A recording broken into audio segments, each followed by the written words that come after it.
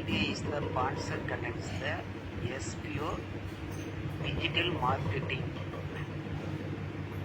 Skip பண்ணாதீங்க பெரிய தப்பு. தினம் 300 ரூபாய் சம்பாதிக்க அரிய வாய்ப்பு. இன்ஸ்டாகிராம், Facebook பயன்படுத்த தெரிந்தால் போதும். Content post and content publishing மூலமா தினம் 300 ரூபாய் சம்பாதிக்கலாம். இந்த வேலை செய்ய 5 நிமிடம் போதும். Work training support, group communication support, all language customer live chat support, முக்கியமா சொந்தமா ஒரு பிசினஸ் ஸ்டார்ட் பண்ற அளவுக்கு உங்களால கற்றுக்கொள்ளவும் முடியும், சம்பாதிக்கவும் முடியும். இந்த வேலை வாய்ப்பு வழங்குவது 5 வருடத்திற்கு மேல ரன் ஆகிட்டு இருக்க நம்ம தமிழ்நாட்டு company school of business organisation private limited. மேலும் விவரங்களுக்கு டிஸ்கிரிப்ஷன்ல கொடுத்திருக்க நம்பருக்கு வாட்ஸ்அப். வறுத்து ரவை கிளவுவது எப்படி? வாங்க வீடியோக்குள்ளே போகலாம். இப்போ பாருங்கள், கேரட்டு, வெங்காயம் இதெல்லாம் ரெடியாக வச்சுருக்கோம். இதில் பச்சை மிளகா கூட போட்டுக்கலாம். வச்சுருக்கோம் ரவை வறுத்து வச்சுருக்கோம். இப்போ பாருங்கள், எண்ணெய் ஊற்றுறோம். அப்படியே பற்றி சட்டி காயணும் இல்லையா, இதில் எண்ணெய் ஊற்றுறோம்.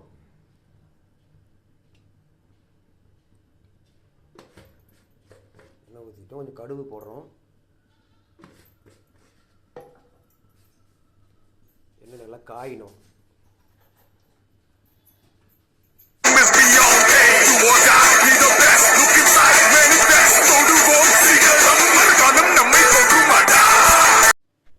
இப்போ பாருங்கள், எல்லாம் ரெடி பண்ணி வச்சுருக்கோம். இப்போ பாருங்கள், கடுகு உளுத்தம் பருப்பு கலந்த மாதிரி போட்டிருக்கோம்.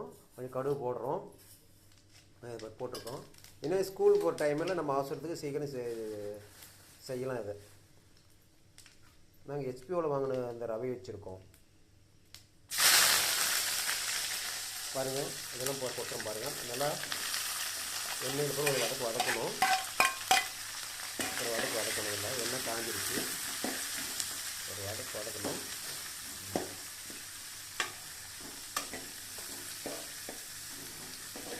அதுக்கு தேவைன்னா நம்ம பச்சை பட்டாணி கூட கொஞ்சம் தேவையை போட்டுக்கலாம். டேஸ்ட்டாக இருக்குது. பாருங்கள், இஞ்சி பூண்டு பேஸ்ட் ஆக்கி வச்சுருக்கோம். அதையும் போட்டிருக்கோம். கொஞ்சம்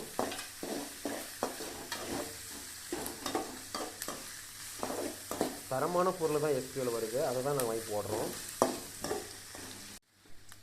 பாருங்கள், வணக்கி வச்சுருக்கோம். இப்போ